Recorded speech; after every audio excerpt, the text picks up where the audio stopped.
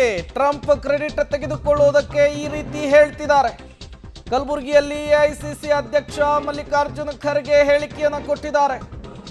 ಅವರಿಬ್ಬರ ಮಧ್ಯೆ telephone talk ಏನಾಗಿದೆಯೋ ಗೊತ್ತಿಲ್ಲ. ಸರ್ವಪಕ್ಷ ಸಭೆಯನ್ನ ಕರೆದ್ರೆ ನಾನು ಹೇಳ್ತೇನೆ ಅಂತ ಹೇಳಿ ಎಐಸಿಸಿ ಅಧ್ಯಕ್ಷ ಮಲ್ಲಿಕಾರ್ಜುನ ಖರ್ಗೆ ಅವರು ಮಾತನಾಡಿದ್ದಾರೆ.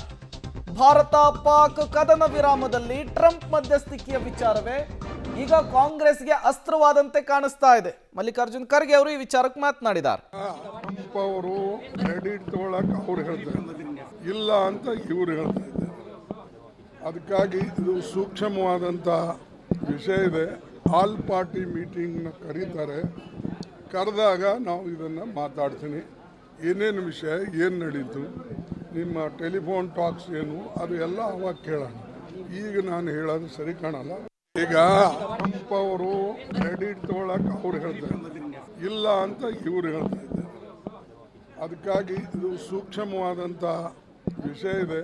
ಆಲ್ ಪಾರ್ಟಿ ಮೀಟಿಂಗ್ನ ಕರೀತಾರೆ. ಕರೆದಾಗ ನಾವು ಇದನ್ನು ಮಾತಾಡ್ತೀನಿ. ಏನೇನು ವಿಷಯ, ಏನು ನಡೀತು, ನಿಮ್ಮ ಟೆಲಿಫೋನ್ ಎಐಸಿಸಿ ಅಧ್ಯಕ್ಷ ಮಲ್ಲಿಕಾರ್ಜುನ್ ಖರ್ಗೆ ಅವರು ತುಂಬಾ ಮೆಚೂರ್ಡ್ ಆದಂತಹ ಹೇಳಿಕೆ ಕೊಟ್ಟಿದ್ದಾರೆ.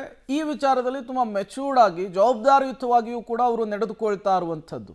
ಇಲ್ಲಿ ಮಾತನಾಡೋದಕ್ಕಾಗೋದಿಲ್ಲ. ಸರ್ವ ಪಕ್ಷಗಳ ಸಭೆಯನ್ನ ಕರೀಲಿ ಅಥವಾ ಅಧಿವೇಶನವನ್ನು ಕರೀಲಿ, ಈ ವಿಚಾರವನ್ನು ನಾವು ಪ್ರಶ್ನೆ ಮಾಡೇ ಮಾಡ್ತೇವೆ, ಇದಕ್ಕೆ ಉತ್ತರವನ್ನು ಪಡೆದುಕೊಂಡೇ ಕೊಳ್ತೇವೆ ಅನ್ನುವಂತಹ ಮಾತುಗಳನ್ನು ಆಡ್ತಾ ಇದ್ದಾರೆ.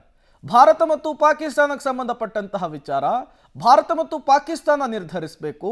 ಇಲ್ಲಿ ಅಮೆರಿಕ ಮಧ್ಯಪ್ರವೇಶ ಮಾಡಿದ್ಯಾಕೆ? ಕಾಶ್ಮೀರದ ವಿಚಾರವನ್ನ ಅದು ಹೇಗೆ ಡೊನಾಲ್ಡ್ ಟ್ರಂಪ್ ನಾನು ಬಗೆಹರಿಸ್ತೀನಿ ಅಂತ ಹೇಳ್ತಾರೆ? ಇದೇ ವಿಚಾರವನ್ನೇ ಈಗ ಕಾಂಗ್ರೆಸ್ ಪ್ರಶ್ನೆ ಮಾಡ್ತಾ ಇದೆ.